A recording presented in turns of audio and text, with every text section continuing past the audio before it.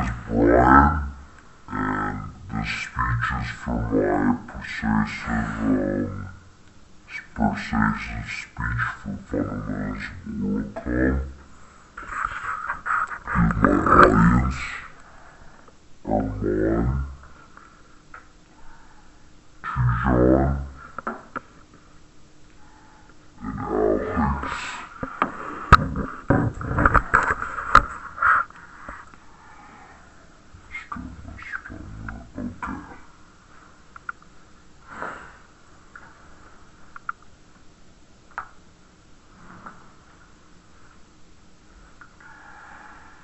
Traffic in major metropolitan areas around the United States is an impetus for thousands of deaths yearly. Today, we will discuss how American car-based infrastructure and design is the cause for so many of these deaths, and how improving the city design is important for improving America. I've been interested in public policy and city design for a long time. In fact, my goal would be to work in public policy one day, which is why this topic is so important to me. Furthermore, spending large amounts of time in cars also causes obesity, one of the leading causes of deaths in America. Cars cause pollution, and traffic jams commonly cause hours of delay in metro areas. It is clear that current city design that features car-centric infrastructure is not efficient, and far from helping us live our lives, it is harming us. Returning to a human-centric city design would alleviate traffic issues by providing alternative transportation methods, as well as improve the health of Americans around the country.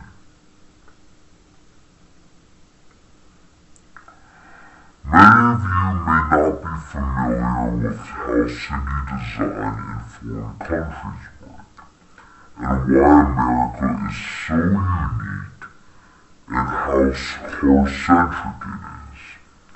So showing those differences is a good place to start to show how American infrastructure could catch up to other developed countries. City infrastructure in America is based around the automobile instead of the person or the walker.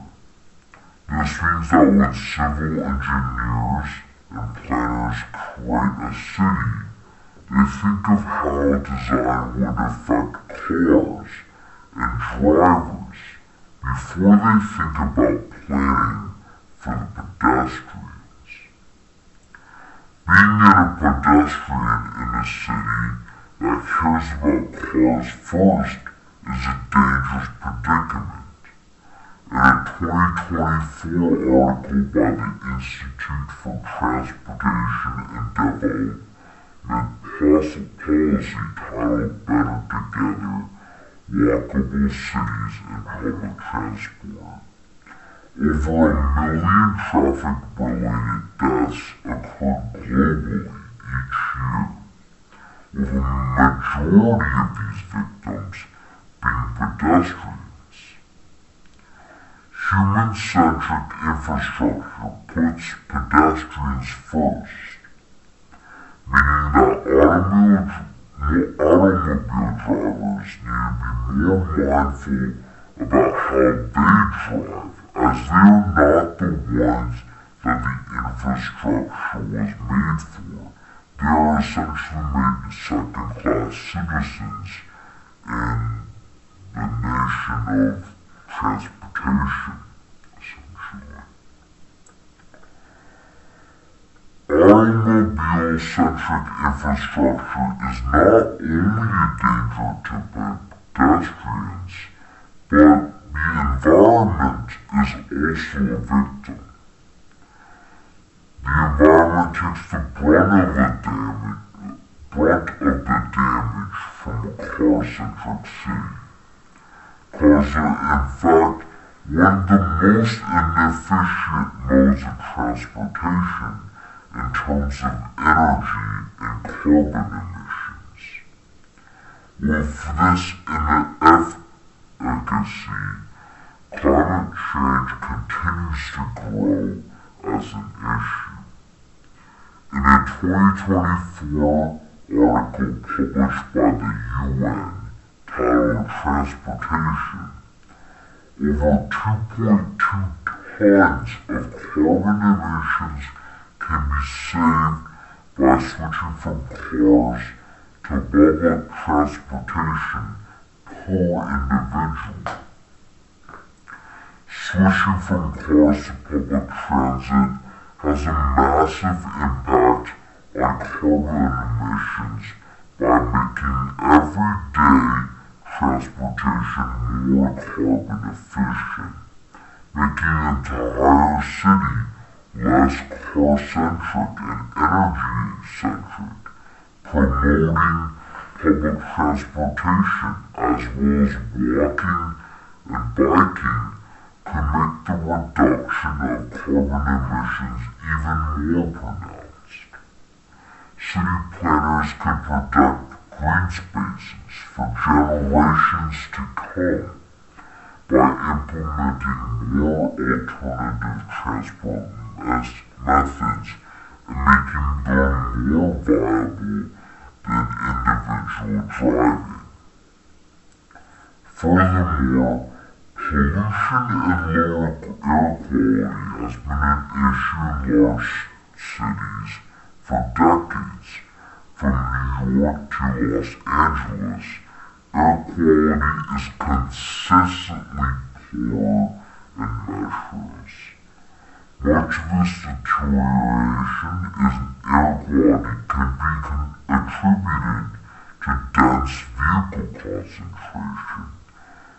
An article published by the Clean Air Fund states,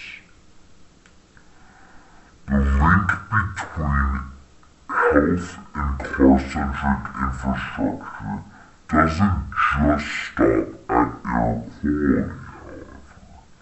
They also have a strong relationship with obesity, one of America's greatest and most important problems in recent decades. In fact, obesity is now one of the leading issues in health in America. In a report titled Overweight and Obesity Statistics by the National Institute of Health, over 40% of American citizens are now considered obese. This is an epidemic.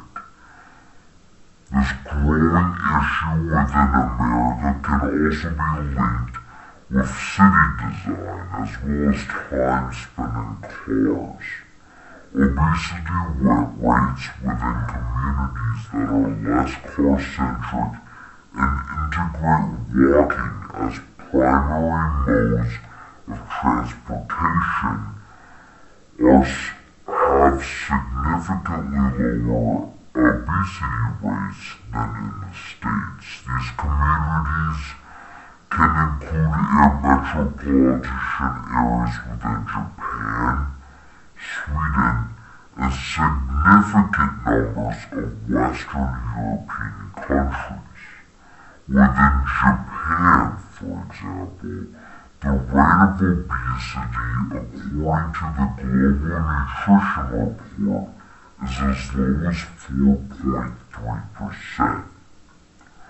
The correlation between cars and obesity is so strong, in fact, that there is a percentage rise in chance of obesity per hour spent in a car on average per day.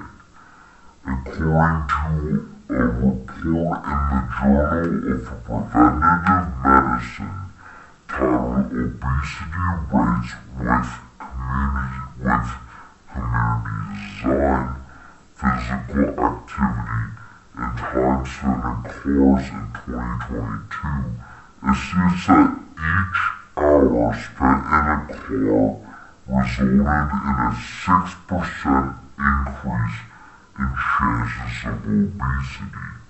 Yet every kilometer walked per day reduces the chance of obesity by 4.8%. This shows that city designers would be doing the inhabitants a great benefit by making alternative methods of transportation more viable, such as walking or biking, as doing so not only decreases the obesity rates, but also increases their longevity and their general health in the future. Modern American infrastructure and city planning are a far cry from what the American people need, and more importantly, deserve. The car-centric infrastructure causes needless pollution, higher obesity rates, and needlessly dangerous streets for pedestrians. We the people require and deserve infrastructure that alleviates these concerns and issues and reflects what we want as people. Think of the thousands of Americans who would have lived had we chosen to prioritize other methods of transportation instead of building our cities around cars. By changing American city design for the better, it would create so many benefits to society.